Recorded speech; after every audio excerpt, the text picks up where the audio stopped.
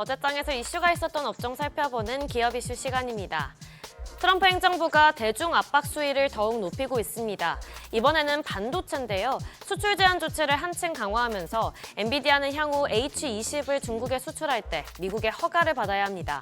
이로 인해 엔비디아는 회계연도 1분기에 55억 달러의 손실이 발생할 것으로 예상한다고 밝혔으며 향후 실적 전망을 상향 조정하는 데에도 차질이 생길 것으로 보이는데요. 이처럼 엔비디아가 타격을 입자 우리 반도체주들도 어제 전반적으로 하락세 보였습니다.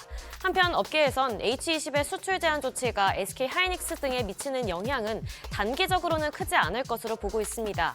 이미 사실상 독점적 지위를 갖고 있고 중국 외의 국가에 수출되는 AI 칩에 탑재되는 제품을 주력으로 생산하고 있기 때문인데요.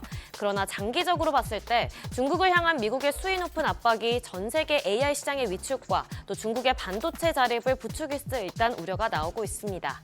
마감 상황 보면 KC텍 6.5% 하락했고 테크윙도 6.5% 빠졌고요. DI도 6% 넘게 하락했고 STI와 PSK홀딩스도 5% 넘게 하락으로 마감했습니다. 제약주도 아쉬운 흐름 보였는데요. 먼저 브리짓바이오 테라퓨틱스의 임상 실패 소식이 계속해서 영향을 미치고 있습니다. 그런데 심지어 이번 임상 실패로 시장에선 브리짓바이오가 상장을 유지할 수 있을지 불투명해졌다는 우려까지 나오고 있는데요. 더불어서 트럼프 행정부가 의약품에 대한 품목 관세를 한두 달 내에 발표하겠다고 예고한 것도 악재로 작용하고 있죠. 최근 미국 상무부는 의약품과 그 원료에 대해 무역확장법 232조에 따른 조사를 개시한 상태입니다. 마감 상황 보면 브리짓바이오 테라퓨틱스 하한가 기록했고요. 우유제약도 14% 가까이 빠졌고 인벤티지랩 9.81%, 에드바이오텍도 7.53% 하락했고 보로노이도 7% 가까이 약세 보였습니다. 조기 대선을 앞두고 공약 경쟁이 뜨거운 가운데 더불어민주당이 AI 변호사와 AI 홈다터 서비스 허용 등을 골자로 한 중소기업 지원 정책을 제안했습니다. 권칠승 더불어민주당 중소기업특별위원회 위원장은 빠르게 발전하는 AI 기술의 혜택을 우리 국민이 실질적으로 체감하는 환경을 조성하는 게 목표라고 밝혔는데요. AI 기반 전문직 서비스가 세계적인 트렌드인 만큼 기존 변호사와 의사 등 전문 직역과 소통하며 발전 방향을 함께 모색할 거라고 설명했습니다. 특히 AI 홈닥터 합법화의 경우 이재명 전 더불어민주당 대표가 강조해온 AI 서비스 확산과도 연계돼 속도가 붙을 거라는 관측이 제기되면서 관련주가 날아올랐는데요. 마감 상황 보면 케어랩스 상한가 기록했고요. 인성정보도 27% 넘게 올랐고 유비케어 13.31%, 블루엠텍도 13% 가까이 올랐고 비트컴퓨터 8.26% 강세 보였습니다.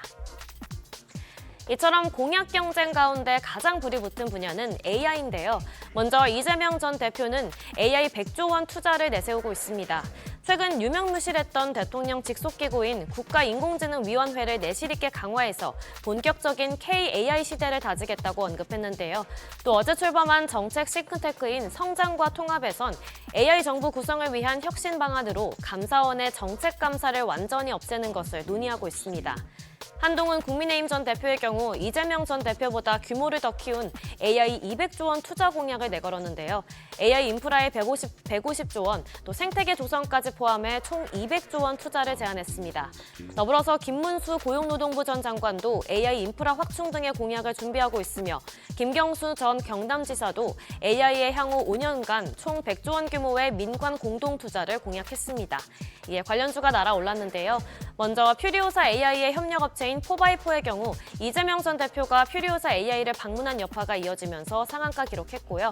스카이도 상한가 기록했고 심플랫폼 25.48%, 아이스크림 에듀도 16% 가까이 올랐고 이에이트도 9.97% 강세로 마감했습니다. 지금까지 어제장 이슈 전해드렸습니다.